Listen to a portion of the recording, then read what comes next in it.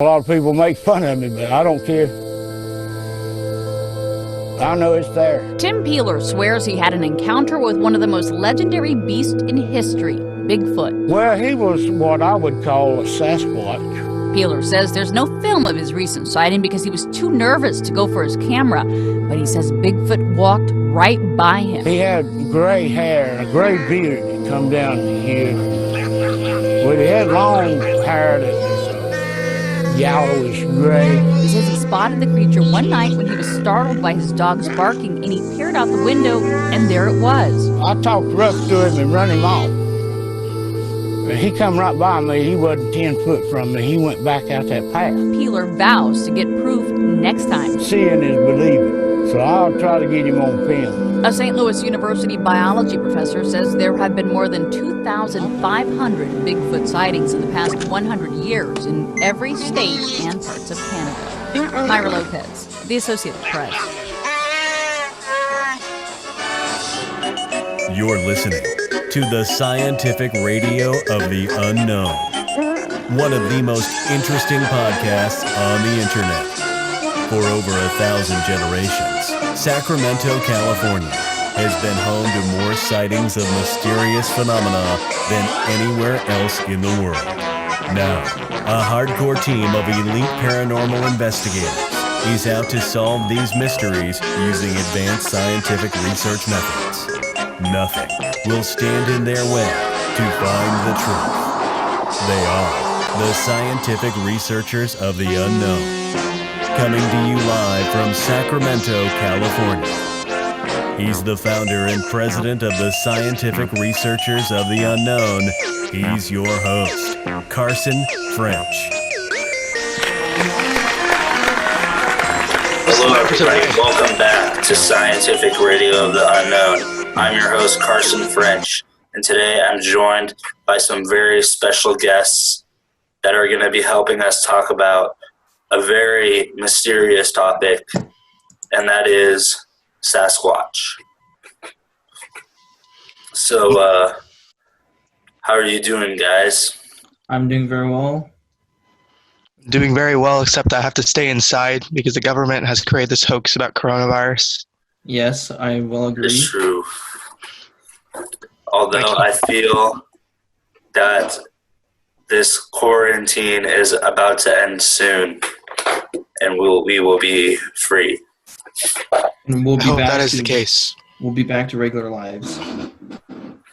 The reason we are here today discussing Bigfoot is because me and Agent Scott have gone on recent investigations on Bigfoot on our own. Yes. And we would like to discuss our findings. Carson, do you want to go first with yours, or? Yes. So it was the night of May 2nd. I was in West Lake Tahoe, or the area near West to Lake Tahoe. And I had my camera with me, my night vision camera, and I filmed the investigation in the forest. And what I found were these large, like it appeared to be mounds, large mounds, and there must have been almost 100 of them. And I got this on footage, and they're very creepy and definitely weren't made by any normal animal. It was either a human or possibly a Sasquatch. So I did some tests out there. I got out the EMF reader, and I asked it, is there anything out here that can communicate with me through my EMF reader? Whether it be an alien, a chupacabra, a leprechaun, a Bigfoot, and it started lighting up. So I was like, Did it light up when you said Bigfoot?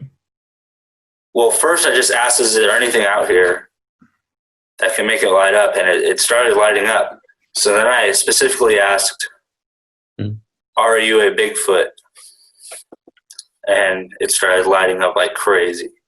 So then I was like, wow, this is This is pretty intense because this is pretty significant because this means that Bigfoot have some sort of like mental power that are able to communicate through EMF waves. So what do you guys think about that? That's what I concluded from that. I think Bigfoot has some sort of power to, like, you know, be a conduit for electricity maybe, or something, you know, to, you know, pass on a signal like that. Right.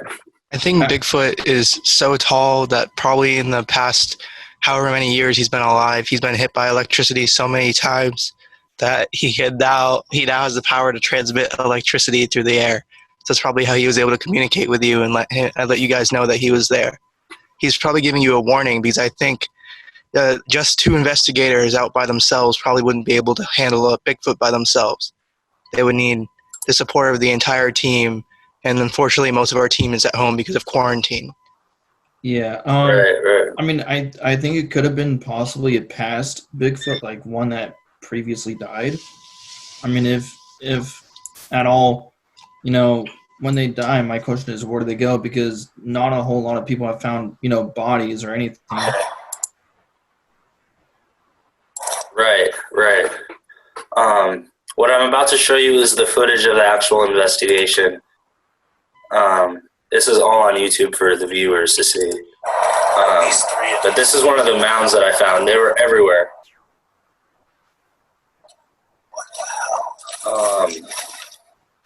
Let's see, and then towards the end of the investigation... What the hell was that? Towards a golf ball. Okay, wait. This is where it starts getting weird. Oh, yes, I remember that noise. Carson, in your footage, if you look closely at the branch, there's 2 eyes in the footage. Really? Yes, if you look really closely. But noise over there, and I turn... This is it. Watch. Oh, my God. I think you just caught it twice there, maybe. Listen.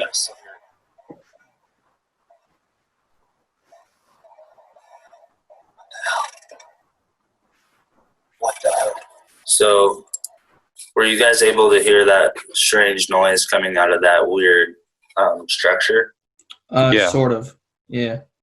Yeah. So, what do you think that was? And why do you think it started making that noise as I started walking by?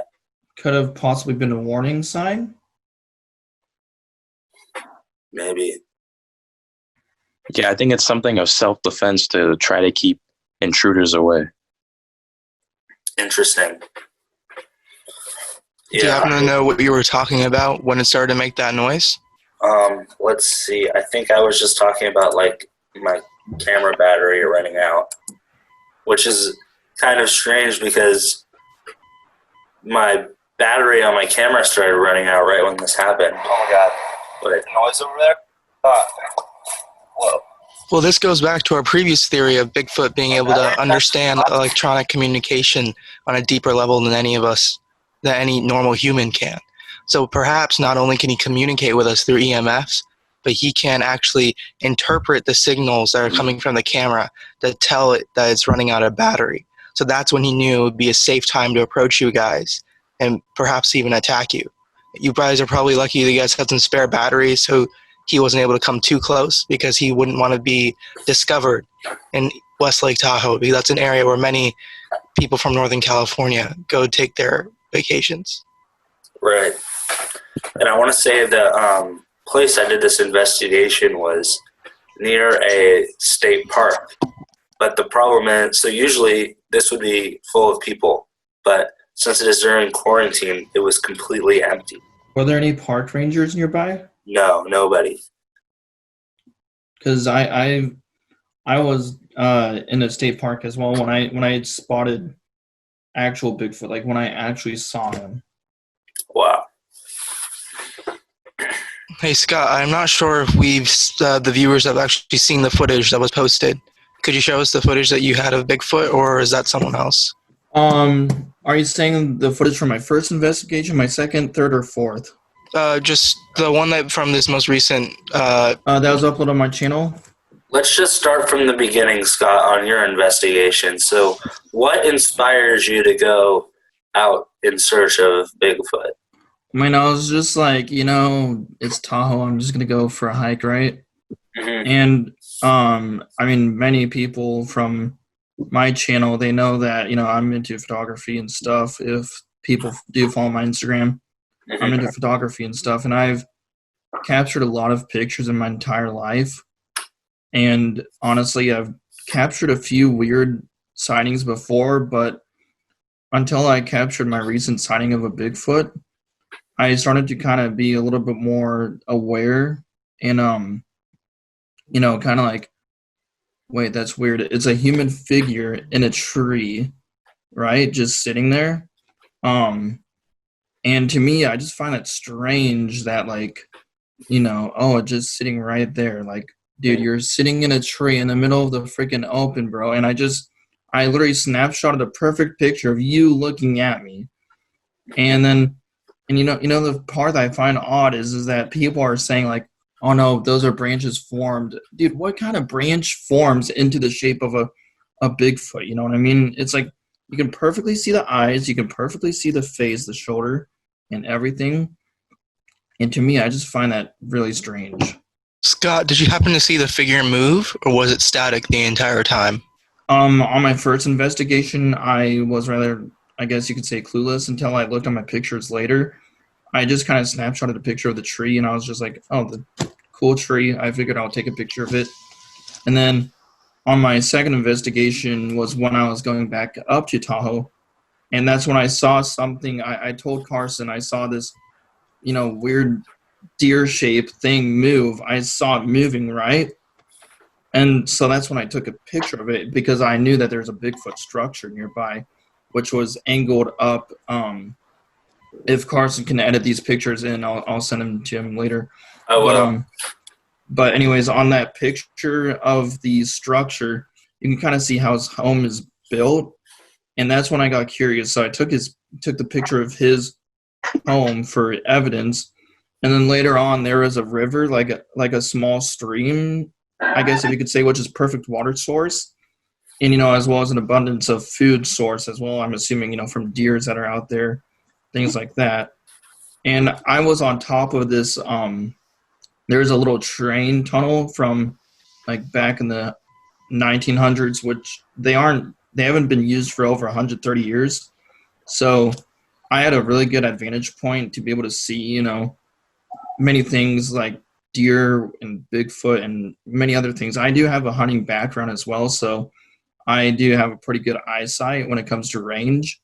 And so when I was looking through, I remember I was looking specifically, I took my phone with my lens and I just zoomed in on specific areas, and I saw this really strange branch, or not branch, it was more like an actual tree size, just perfectly laid out. I was like, why would there be a perfectly laid out tree in the middle of a forest?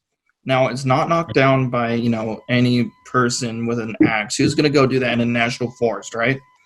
And so when I snapshotted that picture, I remember I looked up and I saw this sort of thing, like not jump, but like get up. And I thought it was a deer at first, right? But I'm looking at the shape of it. I'm like, what the hell is that? So I took a few more pictures, right? And then I look on my phone as I get back on the trail, and I'm like, wait a minute, that's Bigfoot. But anyways, that was one of my craziest sightings, because I think that, in our minds, we think it's maybe a deer, when in reality it could be Bigfoot, because our minds, play mind games with us from a distance. Like, you could see something really far, and you can mistake, like think of it like this. You could think of a flashlight as like an orb from a distance by accident, when in reality it's something else, like a car. Mm-hmm. Right. Similar to how they did a test on cats and figured out that when cats look at humans, they actually see humans as other cats, which I thought was interesting. So it kind of shows how our brain can manipulate what our reality actually is. So, Actually, I've never thought about it like that. That's actually genuinely interesting, even though I'm kind of... Wait, what was the study? Genuinely leave that. I want to see that. Post that into the chat. I will look that up. I don't have it on hand right now, but I will find it. Yeah, we can discuss that later. Also, Scott, you mentioned that Bigfoot had all... Like, I assume the area you were in was an area that tourists go to frequently, correctly? Yeah, it was known as Donner Lake, which historically has, a lot of people that's been there for historical reasons. So do you happen to... does anyone know, like, a list of missing persons from Lake Tahoe, maybe near Donner Lake? Maybe their families could shed some light upon whether or not Bigfoot could have been involved in those situations. Or possibly, the Donner Party could have had Bigfoot involved, maybe because we know that supposedly all these people died from cannibalism. But, like, what kind of human would do that? Maybe what we really had was Bigfoot killing. I do remember that story and them saying that families ate each other, but it's also like, what kind of a family would do that to each other? I actually wrote a report on this last semester, and the thing is when it comes down to life or death, what would you do? Would you eat your family? Honestly, probably. I think If they were already dead, and you were gonna die too. I don't think I would taste that good, and I don't think anyone else would. So I think I would just rather freeze. I mean, I know, like, Brandon's been working out recently. Like, that fat's probably marbled into his muscles. So he would probably taste pretty good. I think Brandon would be first.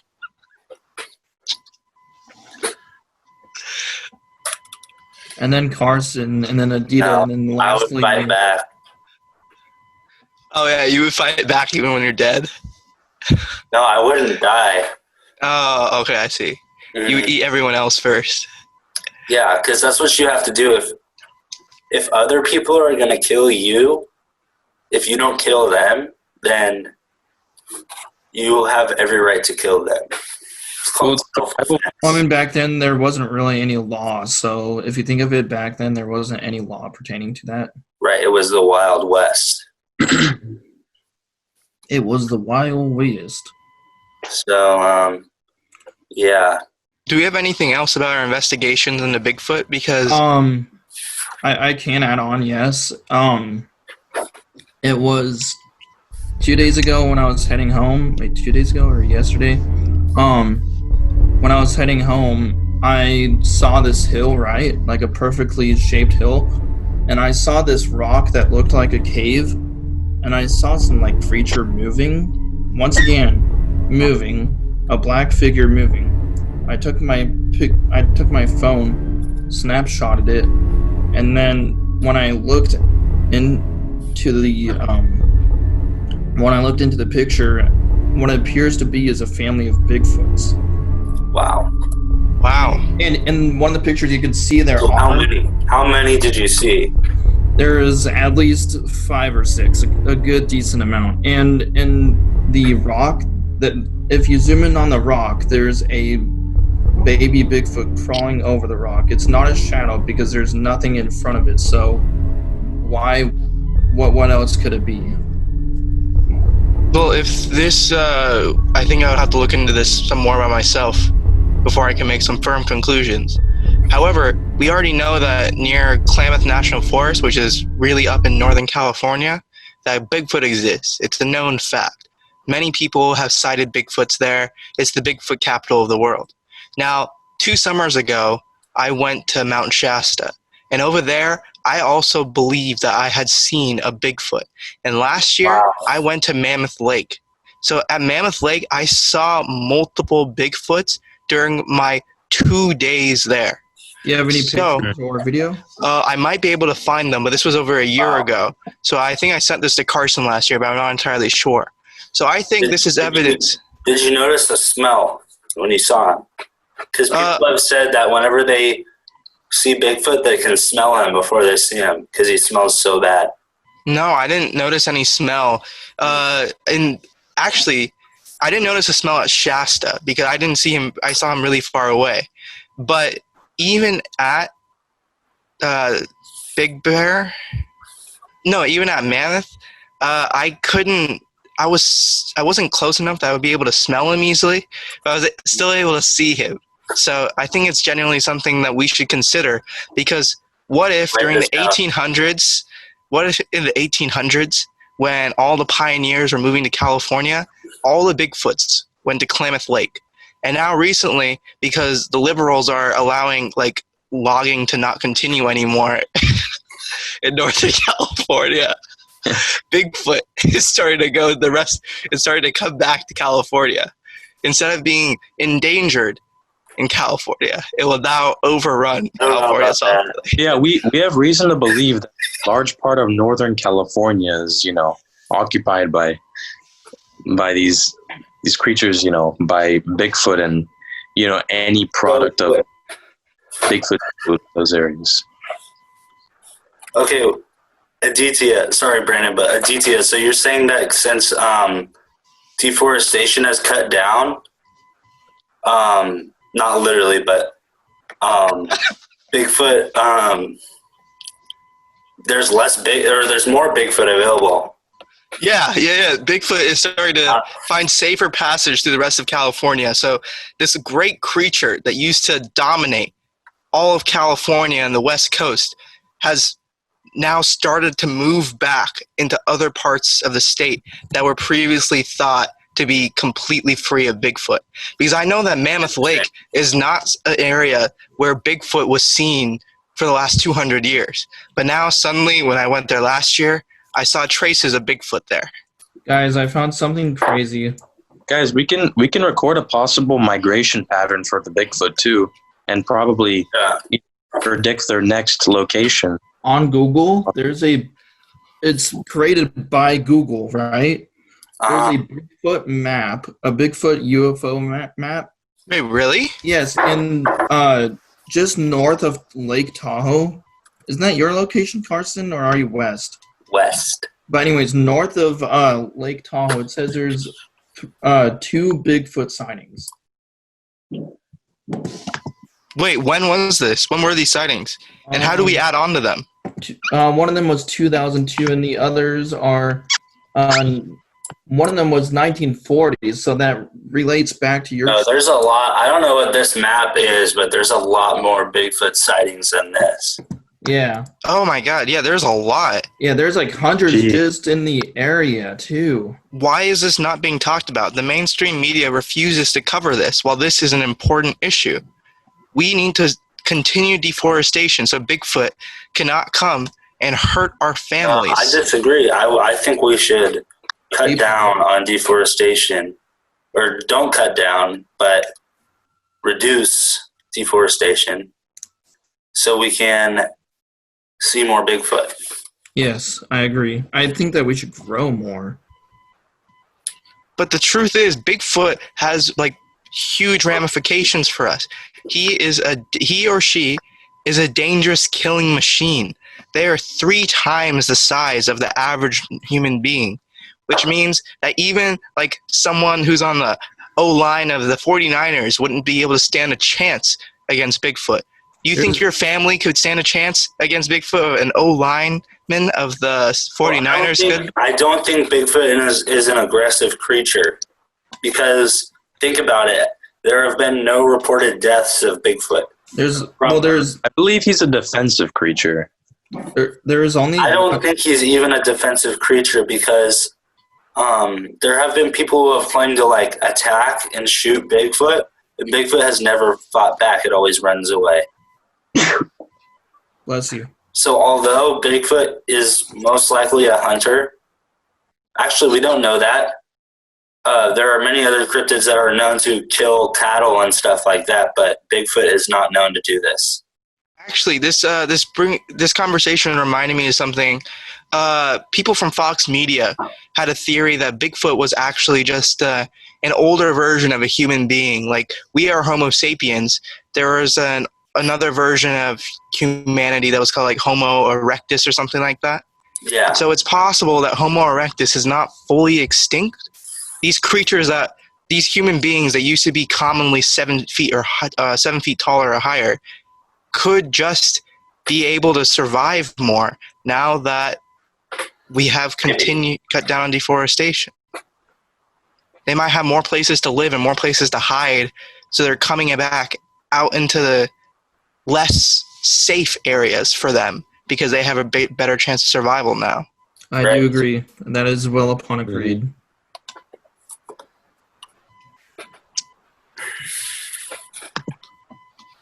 What is also interesting to notice is that the Bigfoot sightings on the map that Scott provided, the most recent one was in fact near Klamath Falls. And honestly, from the one I saw 2 years ago at Shasta, it isn't crazy to believe that in that 1 year, Bigfoot could have gone all the way down to Mammoth Lake. There is actually a trend on this map of Bigfoot originally going more north as time went on, probably because of deforestation occurring, and now it's starting to move back south now that we have cut down on deforestation, now that we aren't allowing people to rake up the forest because of forest fires.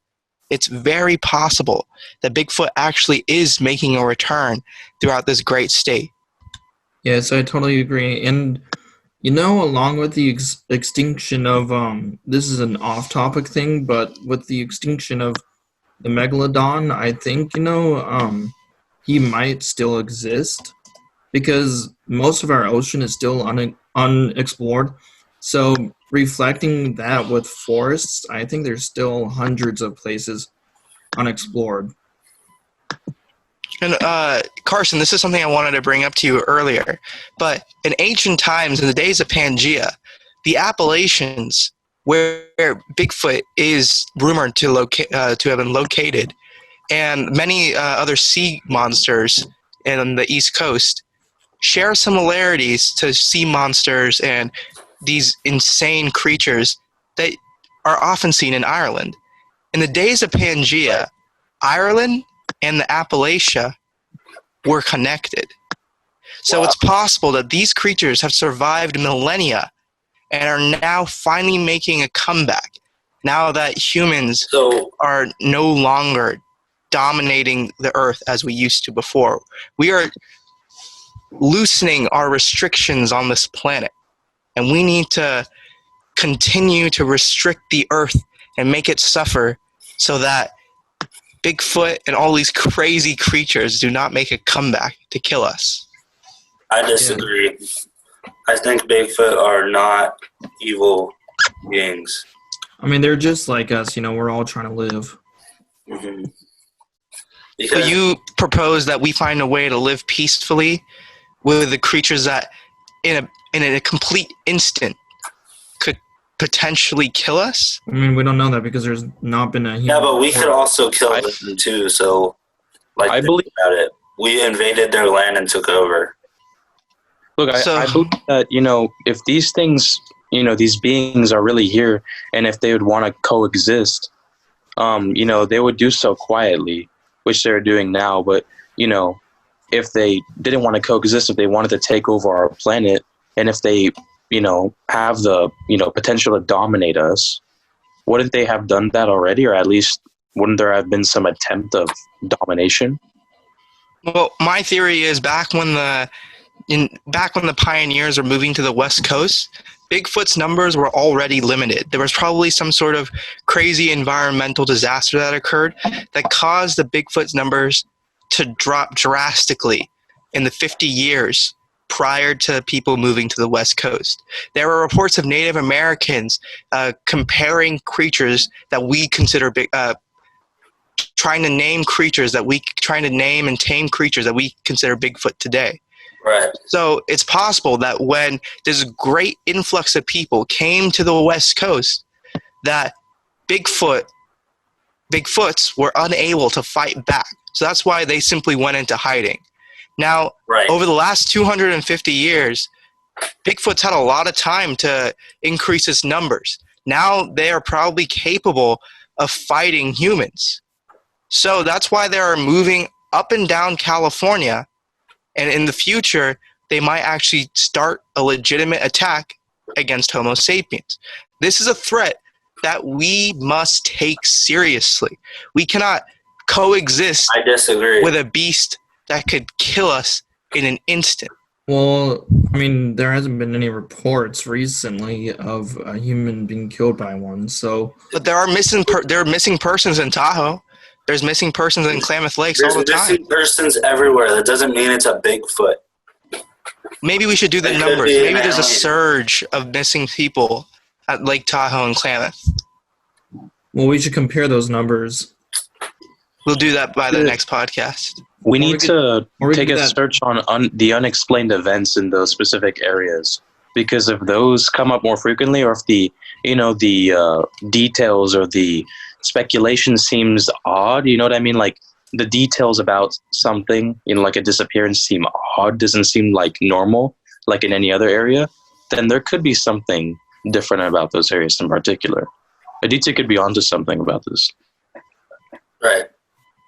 I know Tahoe is a place of high unknown activity. For example, the world's largest recorded water spout was in Tahoe, and it was on a day that wasn't even windy. So try to explain that. And there have also been many reportings of mermaids and the Tahoe Tessie, which is similar to the Loch Ness Monster, which roam around in the depths of Lake Tahoe. And there have been many people who have tried to explore this area. For example, UC Davis once even brought a submarine into Lake Tahoe to explore the bottom. But other than that, there's been very little exploration of the bottom of Tahoe, and nobody really knows what's down there yet. So something I want to do over the summer is build some sort of device with a camera that I can put down to the bottom of the lake and see if I can get any footage of new like cryptids or anything like that, because it's still highly unknown what's down there, and a lot of people are trying to be the first one to discover what's down there. And there have been rumors that there's even a lot of gold down there, which would be exciting. I totally Yes, I agree. believe there's, something definitely down there that like people don't know about, or something that could be a big breakthrough. I do for have that. I do have something to add on to what Carson is saying. I was at the docks of Tahoe, and I mean, I didn't capture this on video, but when I was sort of like walking closer to the docks, there's this guy swimming, right? And Mhm. off to the left, I looked, and my dad was like, "What the hell was that?" Like exactly like literally how you guys say on your show. Mhm.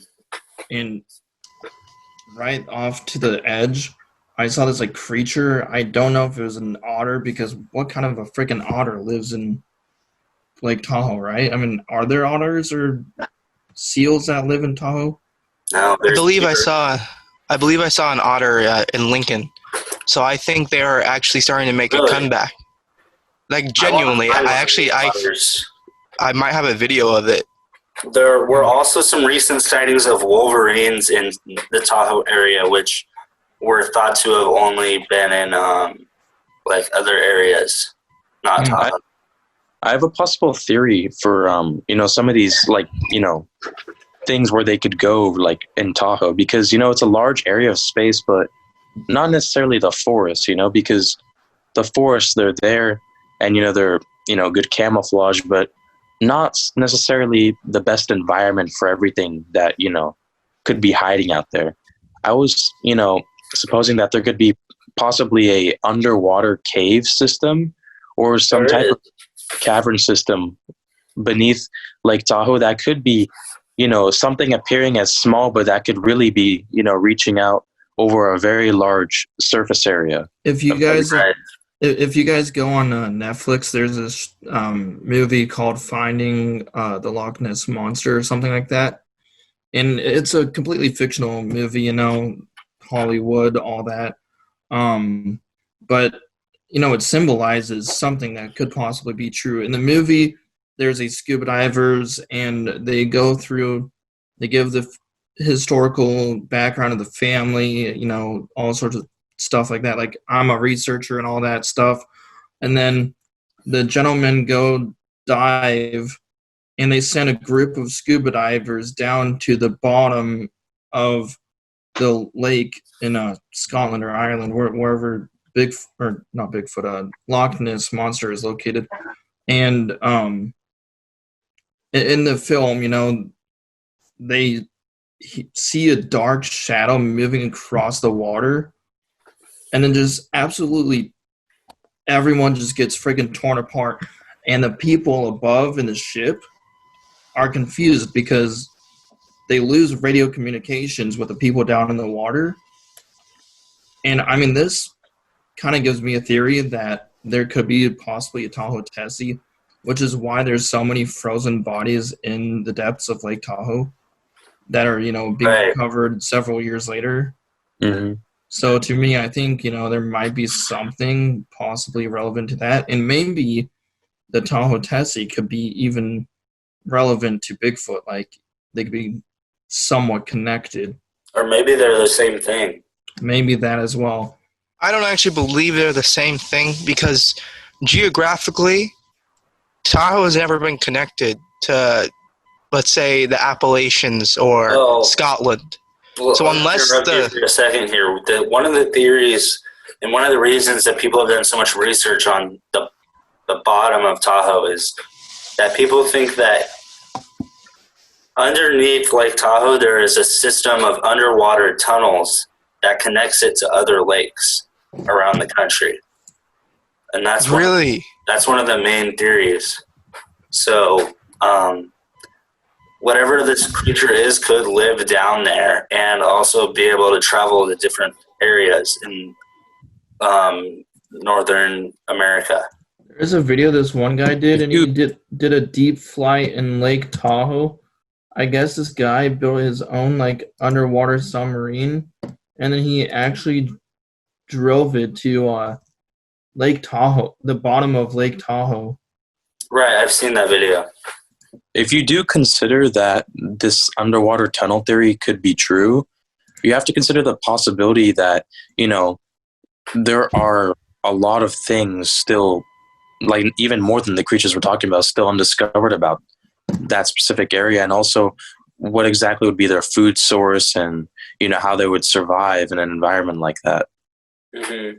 Well, my belief is by commercializing Tahoe, many of these creatures have either died off or they have resorted to using humans as their main source of food. It's possible that their numbers have completely dwindled down so that they actually can survive just by eating the native wildlife in Lake Tahoe. But I believe that if we were to run the numbers, the truth is out there.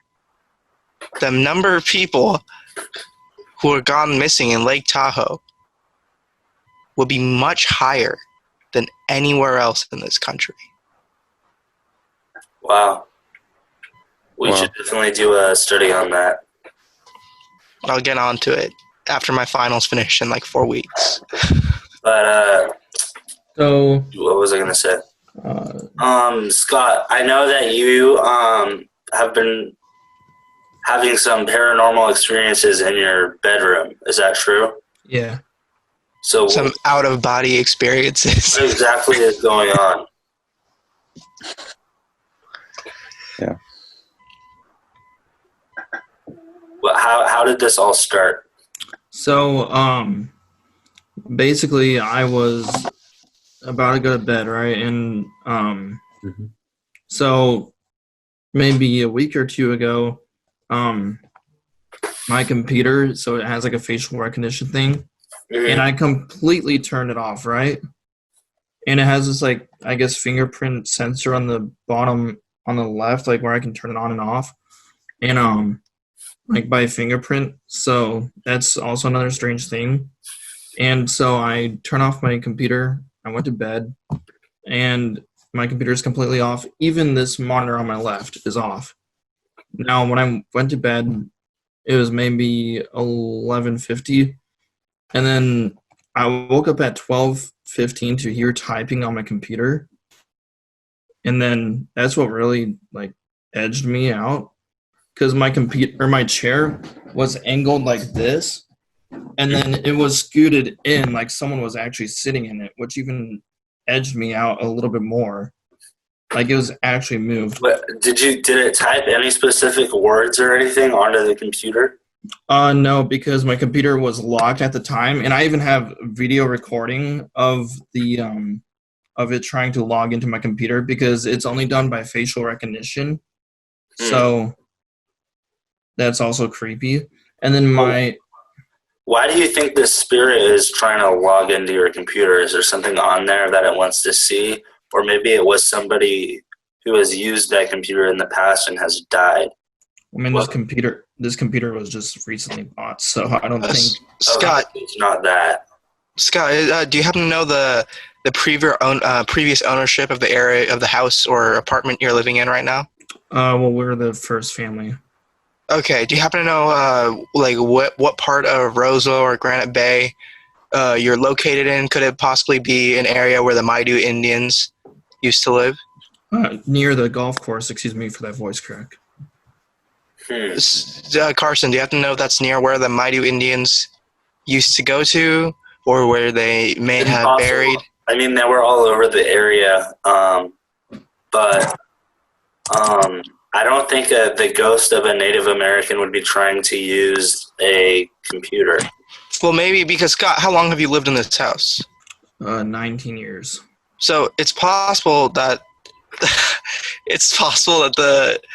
the Native American was taking 19 years. The Native American who previously died on your land has been trying to learn how to speak English for the last. Speak English? I mean, yeah, because they didn't speak English back then, so he probably wouldn't understand the letters on the keyboard. So over the last 19 years, by observation of your family and by hiding in the shadows, he has finally learned sufficient English and is now trying to communicate with you. Sorry. That's a good idea. It's possible, but there's just no proof for that being the reason.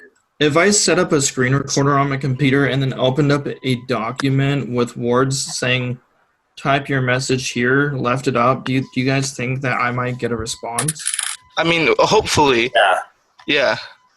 I mean, if it's been doing stuff without you even asking it to do it, then if you're asking it to try to do stuff, then you'll probably even get more activity.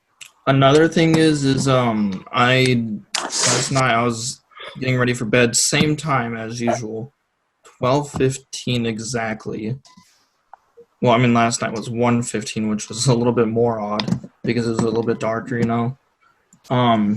And I heard three knocks on my window. It was like ding, ding, ding, and then once again ding, ding, ding, and then another ding, ding, ding, and then I sent that to you, and you sent me the article of the death harbinger 3 knocks, and that kind of made me a little bit more aware. Yeah. I've never heard any. My window. Let me turn my camera a little bit. You can't really see it that well because of the sun. But there's my bathroom, and then right there is my window. And as you can see, well, you can't really see it that clear because for some reason there's too much ISO. But there's no tree branches near my window. Scott, something I would actually recommend. This is a genuine theory that many people have believed about for the last 2 decades. If you get a rather old digital camera, one from the early 2000s or the late 1990s. Like a point shoot? I'm not exactly sure which kind, but something that you still have to develop the film of. No, something that you still need to like print out and you cannot view on the camera itself. There are many theories that for spirits that are inhabiting a home, they can leave off some negative energy, and that negative is displayed on the photograph just as light would. I do have a picture of the orb that was actually right next to the window to prove. Oh, this is about the typist. Oh. It's possible that the Native American or whatever typist that was at your computer could leave negative or positive energy that be shown as an absence or presence of light once you develop that photograph. Here's another interesting thing as well. I think I might have forgotten to tell this on my last podcast I was with you guys on, but Anyways, I was alone, and I think I was on FaceTime with one of my friends or something like that, and nobody's home, right? Nobody's home. My freaking wall just starts shaking, and right here or off camera, but I have this like shelf thing, with multiple levels, just started shaking. I'm like, what the hell was that? And literally right when I open up my door, I can hear steps running across my hallway, and then running back down my steps. And then I FaceTimed my dad right after that to tell him, I'm like, Dad, something just fucking happened. And he's like, it's nothing, probably just some helicopter. I opened up my window. I don't hear a helicopter for anything. That's crazy. And I'm like, just thinking to myself, I've never had this experience in my life besides when I was younger. I did hear something running on my roof, but I'm not sure what that was. And my door opened randomly, but that was a long time ago. But the recent one was the house shaking as well as the window knocking, which was last night. Wow. I want to say with the window knocking, so you woke up in the middle of the night and heard it, and then you went back to sleep? Yeah, I mean... So this very possibly could have been a false awakening or possibly sleep paralysis. I mean, I think I'm getting a decent amount of sleep. No, it doesn't have to do with that. It can happen to anyone. So basically, it's where you think that you've woken up, but you're actually dreaming. And you start having what appears to be like hallucinations and stuff like that, but really the entire thing is just a dream. That's very interesting. So that's what could have been what happened, but I have no idea, honestly. So, there's not really any way to tell because it would be exactly the same as normal reality. Because I texted you guys those pictures at 1:15, unless I was texting somehow in my dream. Oh, yeah, I forgot about the picture. So that means that that's not what happened. So I mean, unless I was texting in my dream, I don't know if that's even possible. It's not. But in the picture, I went onto this app that Jesus recommended to me, PIXLR, and I enhanced the photos, and you can see partial bits of the heat coming off from the window.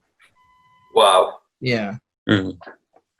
Which really spooked me because I was like, I'm going to quickly snapshot, and I think I'm going to have to go back, and I'll send you the footage if the knocking is in the footage. But I quickly went from my phone because my phone's always... When I edit this podcast, I'll put all the pictures and stuff up that we're talking about while we're talking about it. Also, I would like to send you an audio recording as well that I've kept for a long time. I think when I started doing my sleep recording, you and I were talking about that separately. I recorded my sleep, and I heard a whisper say "now," and creepy. And I'm like, "What do you mean by now? Like, what's now? Like, nothing has happened." It could mean a lot of things. But then once again, the window tapping, and it's all kind of coming together. It says now, but then a few weeks later. Now infers the start of something, so it's like something's going to commence, something's going to begin. So it could be possibly someone trying to contact me? Possibly. Because, I mean, my grandpa did pass away 2 years ago. But I don't... Interesting. Do you know if the voice sounded like his? I mean, it was a whisper, so it's kind of hard to tell. It was like... It literally sounded like... I would recommend trying to do it EVP recording. So just use the recorder on your phone. This is your homework before the next podcast episode. So should I put it by the window?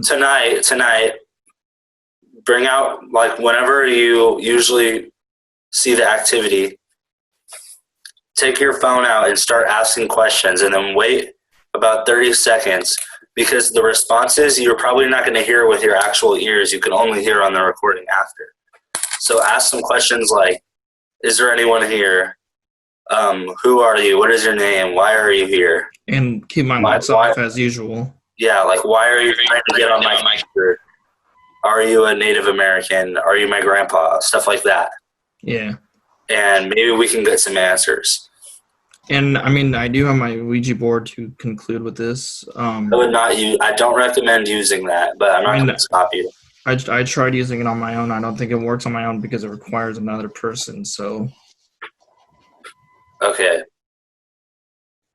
But does anyone else have anything to say? Not about that particular examples, but I recently have had some strange activity occur to me as well. Any footage or video? No footage or video, because this was I was absolutely not expecting for this to occur. It was actually very, in the moment, I didn't believe it was terrifying. I actually found it quite funny. But as I looked back on it later on, after telling the story to someone, I found out that something was deeply wrong. All right, let's hear it. So about 2 weeks ago, I went on a bike ride. Carson, maybe you saw my post on my story, like that picture of the woods with that nice, yeah. So I was on a bike ride, and so I usually go in like a circular shape. So normally I take this trail that goes behind the woods, and I go onto the main street in Lincoln, and I use that street as a shortcut back home. Unfortunately, the day that I'd gone biking, the road that connects the trail behind the woods to the trail to Main Street was closed. Cops had sorry? Did you bypass it, or like did you trespass or go through? No, I was originally just gonna take the long way back home, but then suddenly out of nowhere, this guy comes by next to me and tells me, "Don't worry about it." Like, he just smiles, is very friendly, and says, "Don't worry about it. I know a shortcut to go back this way." So I think nothing of it. I decided to follow this guy. I'm on my bike, and normally I brought a road bike this day because my mountain bike has a flat. So I follow this guy, and then we go to this trail that's overgrown. So I've never been on this trail before because I was younger. My parents told me to never go on it since it's always really muddy, according to them. I never gone on, so I never knew. So I thought, since this guy was leading me, and he was using a road bike too, that I would probably be fine. I could probably handle the mud that was there. So I continue to follow him, and as I'm following him, maybe half a mile into the forest, I notice that there's a tent on the side. And for some reason, my mind doesn't give me any red flags. Like, it doesn't make me feel overly concerned or anything like that. And the guy, when we pass the tent, just looks behind me, turns around on his bike, and just smiles at me as like encourage me to keep going forward. And I keep moving. So I keep going, maybe about another mile and a half deeper into the forest. And then suddenly we break out. We're coming around this curve, and then we just turn into this clearing. In this clearing, there's probably about 5 to 10 tents. And there's a group of homeless men just standing there. 4 of them there's 5 of them, if I remember correctly. 4 of them look very calm, but the last one has a look of utter panic on his face. And that was the moment I realized something was off. I honestly probably wouldn't have known anything was off if all those guys were calm. In my head at the time, I didn't even realize that they were homeless and that the tents were what they were living in. I just kept following this guy. So he stops right in front of me when we're in this clearing, and he turns around and he smiles at me. And I look each of them in the face, then I finally look at the guy who looks absolutely panicked. And that's when I realized something's off. And then, like, until then, the hell out of there. Is that what you did? Wait, go ahead. Yeah. So at that point, I'm starting to wonder, like, what's going on. And then I stand there for a few seconds. And then finally, I realize that all of these guys are homeless people. I followed a homeless guy into the middle of the woods. My heart rate, it was completely steady. Up until I stared at the guy who was completely terrified. Like, he was so scared that made me scared. And that's the reason I finally, like, realized I had to get away. So I turn around and I bike away as fast as I can. And then I look over my shoulder, and these guys just turn around and stare at that one terrified guy. But I just keep going. I don't know what happened. None of them followed me. On the way back, that tent was on the side, was still there, but I didn't see anyone try to follow me from that spot. And I just booked it. I got out of that trail, and I don't plan on going back by myself ever again. That is really creepy. That actually happened, like 100% 2 weeks ago. That is very scary. Yeah. Wow. So what do you think they were planning on doing with you? I'm not entirely sure, but I'm not even sure if the last person who was terrified, I'm not entirely sure if he was even homeless. I don't know. I think that they like brought him, like maybe he had been brought there. I think that's possible. Yeah.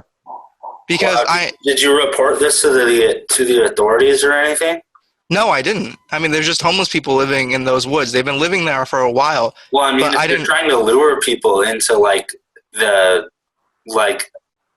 unknown, like, wouldn't you think? I probably should. Yeah, I agree. Honestly, you should probably should have actually. That's because, like, imagine if you were a 10-year-old girl. Like, it would have actually. That's a genuinely good point. I probably should. We should all go. If they're willing to lure someone of your age, and like if they're not worried about that, then they're definitely gonna. We should all go to the same spot. I don't know. I'll show you. I'll send you a picture of the entrance of that trail, but I'm not gonna go onto the trail. I'll send you a picture of the entrance. Are we gonna post the trail on the podcast or the picture? I can send you the picture, but I'm not going on the trail again. Maybe we can do an investigation. I don't know about that. That sounds. I say we do an investigation. Everyone, raise your hand. Majority rules for an investigation. Dude, we're not gonna. Half in. All right, I'll be half in. All right, we're all because going. What's funny is I've gone because these woods are all connected. Wait, so guys. I normally go into the woods like where the main river is. The main river is connected to that part of the trail, but within the time I've left for college and now. Because normally there were like 1 or 2 homeless people. Now there's like, based on the number of tents, between 5 to 10. It's kind of insane. They're like growing an army. That like reminds me of something that I experienced last summer. So I used to work at Sunsplash, the water park. I was a lifeguard, and so there's no like employee parking for Sunsplash, and like, if you can't find a parking spot, like, you're donezo. You have to basically park like super far away and walk there. So what I did was I parked at the movie theater, which is like across this, like kind of far from Sunsplash, but I was planning on like walking through the forest to get there because there's like a little like small forest in between the movie theater and Sunsplash. So I park and I start walking down into this forest, and it's like really like creepy. Like, I don't know. It was just weird. Something was Wait, a off. forest by Sunsplash? Yeah, like to the side of the road. Oh, like across the street.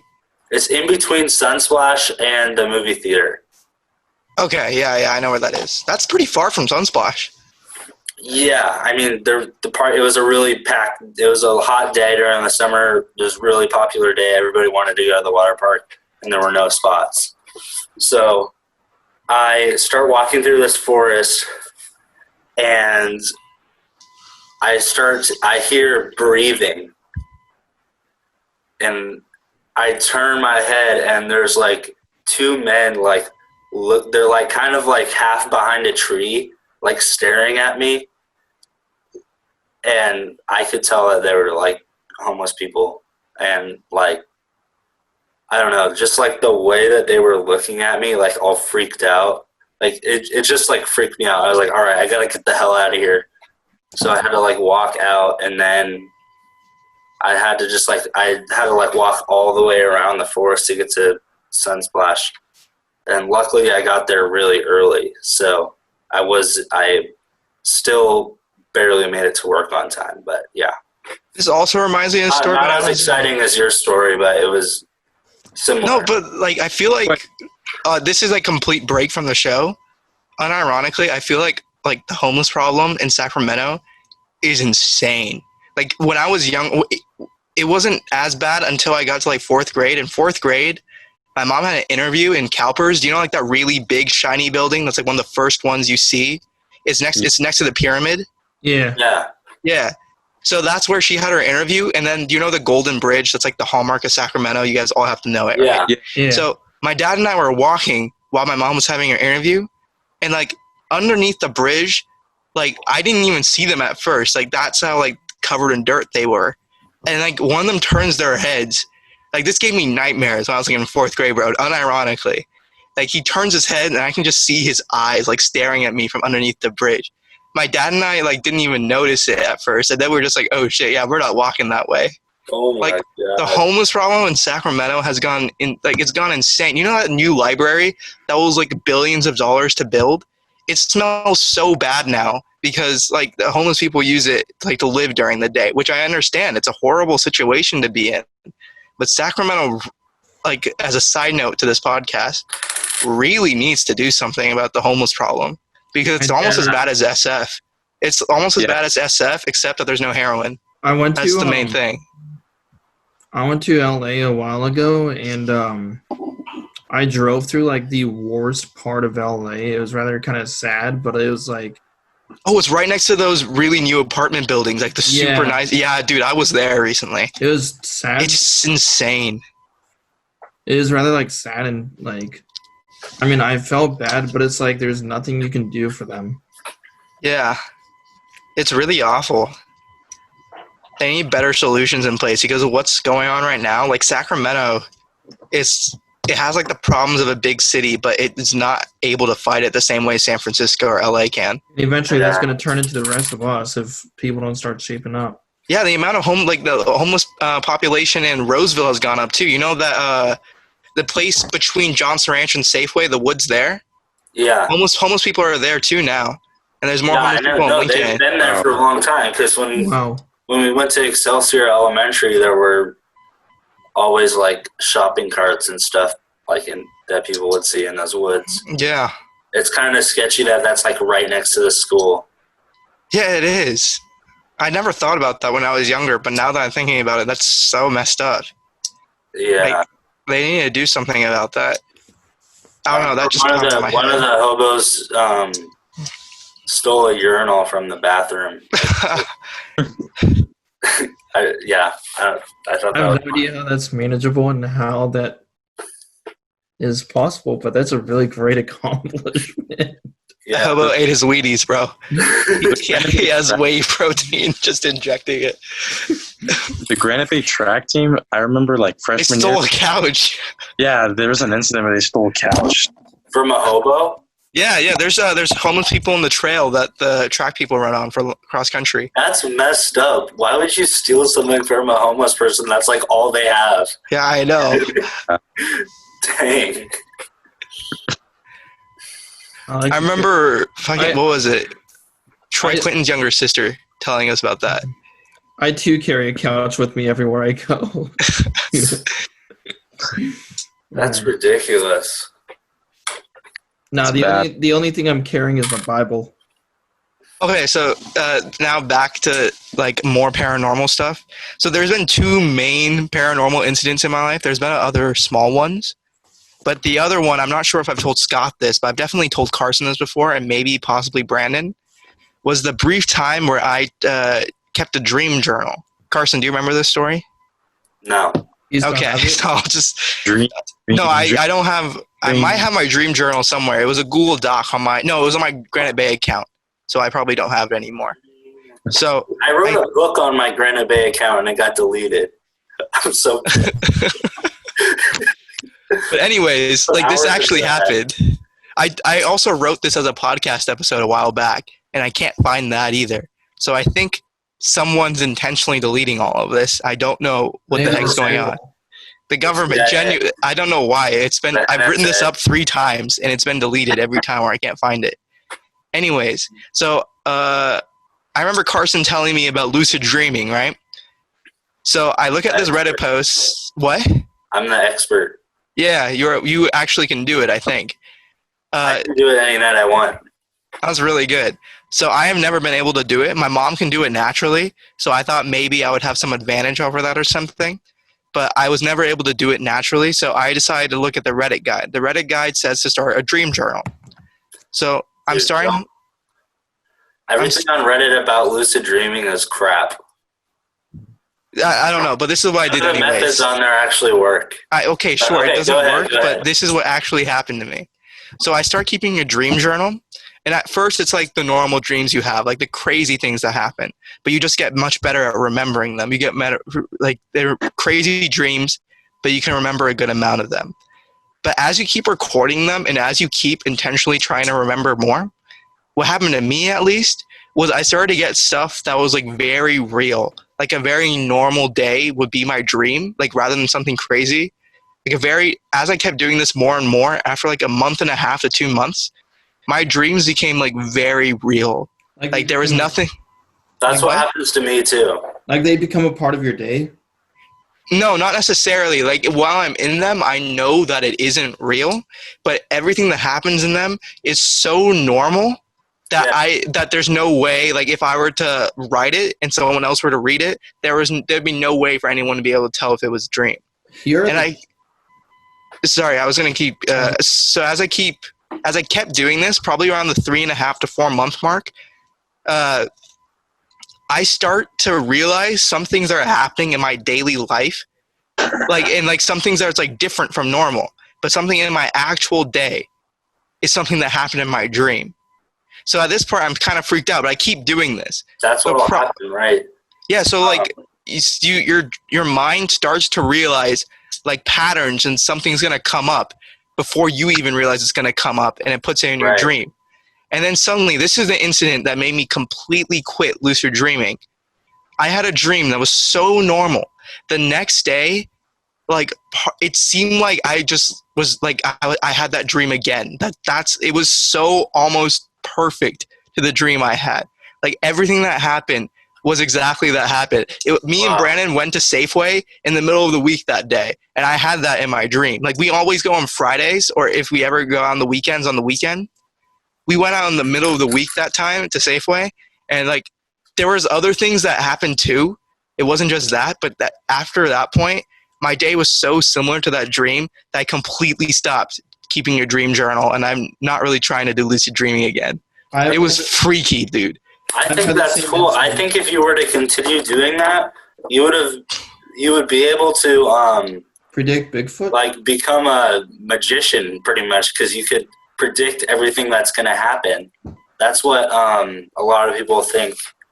Like, because a lot of these like illusionists and stuff like will do like crazy tricks nowadays. Like you can see on America's Got Talent, and you're like, oh, these guys have to be faking it. There's no way you can actually know this. Like, there's no way you can actually predict that. But like, maybe it is possible, and maybe you were about to unlock the key to being able to do that if you had kept practicing. Because it's kind of terrifying though, because like my dreams became so monotonous that they seemed like actual life. Like they were like, normally dreams are supposed to be outlandish, so like they're not real. So like when you wake up, you realize everything was fake. But if you wake up and you had like your dream was a completely normal day, and it was a day that you actually had, like there's no way of knowing like what was actually real and what wasn't. So that's why I like completely quit it after that. It was terrifying. Have you heard of this is my theory for this. Sorry, I completely interrupted. So I think the more you keep a dream journal, because the more your dreams are like theories about dreams are that they're just your subconscious just being completely free. It's your subconscious just completely taking control of your mind, and that's what you see. So I believe that as you keep a dream journal, you start getting better and better at interpreting your subconscious, because your subconscious normally is not something that we have physical knowledge over. Like over time, your subconscious it determines how you act, it determines what you do. But as you keep a dream journal, you get better and better at understanding your subconscious. Right. So that's the reason I think that happens. And that's what Carson means. But like these illusionists, they've just gotten so good at understanding people's subconsciouses that they can not just understand their own, that they can understand other people's too. That might be actually a genuine explanation for how they're able to do crazy stuff like that. Because honestly, that's probably the most terrifying thing that's ever happened to me. unironically. It was so scary. Do you know who C.G. Jung is, or Carl Jung? Yeah, I know who Carl Jung is. Yeah, so basically that's what he talks about, is exactly that. So he believes that But Jung believes that we all have similar dreams. He doesn't believe that a person can view there's like a collective, isn't the term a collective subconscious or something like that? Yeah, he believes in that, but which I'm not sure if I agree with or not, but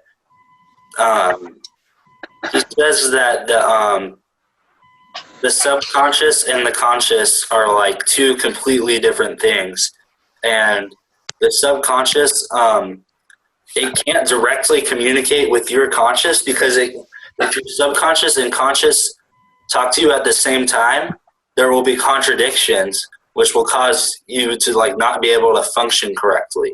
So basically the subconscious has to, like, in order to communicate with you, it has to go through like coded stuff. So basically through like symbols and stuff through dreams is how the subconscious basically contacts you. I believe that. So do you think it's possible that by keeping your dream journal, like you're strengthening that bridge between your conscious and subconscious? So yeah, well, basically everybody's subconscious is different. It's basically like a separate personality. So maybe your subconscious is trying to tell you something by making your dreams like this. I'm not really, something that I'm trying to learn more on is dream interpretation. I don't really know much about it now, but it's something I'm going to try to study over the summer. But yeah, it is called the collective unconscious. Yeah. So we're all supposed to have similar, because everyone's subconscious is different, but under what Carl Jung believes, we're all supposed to have similar dreams. And that's true. There's evidence of that. Like there's evidence once people go through like people from all different cultures, they go through like similar traumas or similar significant events. They'll immediately have dreams after that are incredibly similar, despite these people not knowing each other, not having any similarities, despite the fact they're both human. Right. I actually wrote my final on this last semester in one of my classes, but basically the argument for the collective unconscious is that when humans are born, they instinctively know how to do stuff without being taught that. So, for example, when a baby wants something, it cries. Nobody ever told the baby to do that. It just instinctively knows that. So that means, that's just one example, but that means that there's possibly some sort of like connection that all humans have that is the same, that they automatically have at birth. And that is what Jung or Jung or whatever thinks is the collective unconscious. But what it exactly is, I'm not sure. I don't think it's that like all humans are like psychically connected or something like that. I think it's just something that. But it's possible, isn't it? Like, what if that is actually like instinctively born with, like through evolution? I think that the evolution theory is definitely more practical and probably much easier to understand. But what if ancient civilizations, a lot of them believe that all people were psychically connected, and we dismiss that once we turn to reason. But what if as we keep looking into this, we realize that Jungian psychology actually is people are inherently like psychically connected. People actually do have connections with all other human beings, just based on that'd be really interesting. It has nothing to do with paranormal. I'm not going to say that's not possible because I can't disprove that, but yeah, it's interesting. I think that it's a possibility. I just don't necessarily believe that. Yeah, that's probably a good way to think it. But I'd have to do more research on it. Hey Carson, did you find a hypnosis, or did you do any research on hypnosis for the case of for Tanner's case? No, I haven't. I should probably start doing that now that my classes are wrapping up. But I've been focusing on my finals. I know I said I was going to do that and I didn't, so that's kind of bad. But Also, I'll start studying hypnosis and stuff like that starting this week. can we do an investigation after all our finals are over? Because me and Brandon are on the quarter system. So our finals aren't going to be over for a really long time. And my class has actually picked up a lot this last week. I'm doing summer school, so I can do my homework anytime. So. I'm doing one class for summer school, and I'm also working full-time. And I might try to work at Sprouts on the weekends. Yeah, I'm planning on taking a couple Sierra classes and then probably getting a job. I'm trying to get a job for my school's radio station. That'd be pretty cool. Brandon, I'm also trying to get a job to get funded to make a documentary. What's your documentary going to be about? I think we need a really detailed documentary about dreams. Carson, because dreams are extremely interesting. I think we should have because what I was going to originally do was have a podcast episode dedicated specifically to dreams. So maybe don't publish this episode yet. I'm going to try to get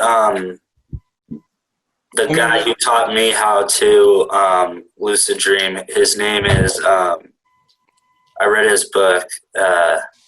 Michael. His name is Michael Raduga. He's from Russia. Привет, мой друг. It would be interesting to have him on the podcast because he's, in my opinion, the most knowledgeable person on like how to practice, like the instructions of how to lucid dream for yourself. Mm-hmm. Hey, Carson. His instructions work. Like if you're not able to lucid dream using his instructions, then it's because you didn't follow him correctly. I was able to with it. You were? Yes. What happened? It was a little bit crazy. Well, it was more of like, I don't know, it was weird. Like, I just remember, the only part that I mainly remember is just waking up and it's hard to remember it sometimes. Yeah. I mean, I'm still working on it. I just need to get in a rhythm. But something that I struggle with, too, is that the more I remember it, the less, like, realistic it actually is. And, like, the more that the more realistic it is, the less I remember it. Honestly, just go. Wait, no, it should be the opposite. That because for me, what happened was as I was getting better at remembering. No, I don't mean like realistic as in like similar to real life. I mean like as in my senses, like how aware I am, how. Oh, I understand the feel within the dream. Yeah. Okay, yeah, that's really interesting. Because dreams to me are extremely fascinating because I think based on my experience that dreams have the potential to tell you things about yourself and tell you things about other all aspects of life that we simply are unable to comprehend. Like there was this really fascinating case of a mathematician. He had a dream of two snakes like eating each other for eternity or something like that. And that's how he came up with the concept for infinity. And that's why it looks like that or something. No, I don't know. I'm not sure if that's true. Like a lot of like major breakthroughs in our society, like throughout history, have come to people through dreams. For example, the theory of evolution came through to a dream, to Darwin. The theory of relativity, Einstein came in a dream. George Lucas thought of Star Wars through a dream, stuff like that. But you think about it, through evolution, that means that every aspect of a human has a specific purpose for our survival. So that would mean that if we have dreams, that means that there's a very specific reason that we have dreams. It's not just pointless.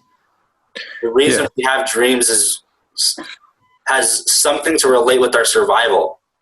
If the theory of evolution is correct, which I believe it is. Well, I think everyone here believes that evolution is correct. Yes. But I think that that's a really good point because from the evolutionary perspective, dreams do have to have a purpose, like you said. Mm-hmm. So what if, like, humans are meant to attempt to recollect their dreams so they have a better idea for all the possibilities that could happen in the future? I mean, essentially, when you're dreaming, you're coming up with these crazy scenarios. And if they do ever happen in real life, you know how to act on it because you've seen a version of it before. And the better and better you get at remembering your dreams, like for me, the better you'll be able to predict certain aspects of your life occurring. Because my days were not so similar that I would be able to predict every aspect of them every day. But it just got to a point that for some unknown pattern to me, I wouldn't be able to do this again unless I started to keep a dream journal again. I was able to predict almost my entire day, note for note, after I started to keep a dream journal for 4 to 6 months. Aditya, would you be able to research and go back through like any of your files, maybe notepads on your computer? I had it on the Granite Bay, whatever you call it, Granite Bay Google Docs. Were you? So Aditya, I'm not gonna like pressure you into doing this, but if you're comfortable, I would recommend you try doing it again. I think I'll give it a try as well. Maybe what if we all did this? I mean, I have been. The thing about dream journals is they're like very personal. Like, I don't know how I feel about us like sharing all of, because it's how about we just share? Like extremely personal. It's like no, I completely understand that. I believe that too. I was really, someone recently asked me to share dreams with them, and I was originally very uncomfortable doing it. But I think I think dreams not only show a possibility of what's going to happen, but I think I don't know, because when I kept my dream journal, I think because I was so systematic about it, I didn't dream for pleasure. Like it sounds weird, but like I feel like sometimes you go to bed and you want to dream for the purpose of having like this crazy experience that you wouldn't be able to have in real life. But because I was dreaming for a specific purpose to try to remember my dreams, maybe my brain, like, for some reason, took that as a way, like, you want to know what's coming up next better. Because I believe based on what happened to me, I think the subconscious has some capacity to predict or just notice patterns in your day-to-day life that we can't physically notice and interpret them correctly for us. But a dream that happens when you're not attempting to be so systematic about it will be just like a very, like, a glimpse into what you really want, because that tends to happen to me.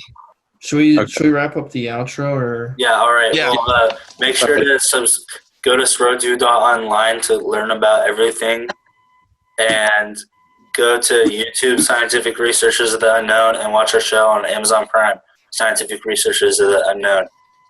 Thanks for listening, and peace. All right, guys. I'll see you next Monday. All right, see you, Scott. See ya.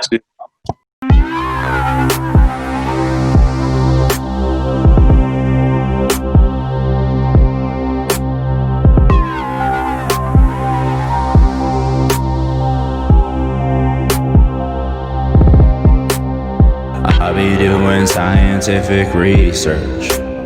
I be doing scientific research. I be doing scientific research. I be doing scientific research. Let's go. Scientific research. Scientific research. Scientific research. Scientific research. Scientific research. Scientific research.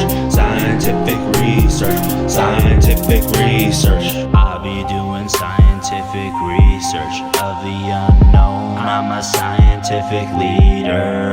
In the lab I got the swagger off the meter. Got a ghost detected on the EMF reader. Find the evidence everywhere that we search. Heavily invested in the scientific year. I think I got the scientific research fever. And if you do not, then we gon' make you a believer.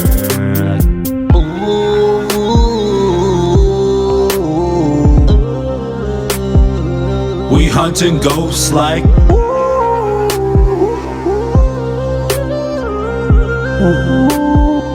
we in the lab like science, science, science, science, science, science, science, science, science, science, science, science,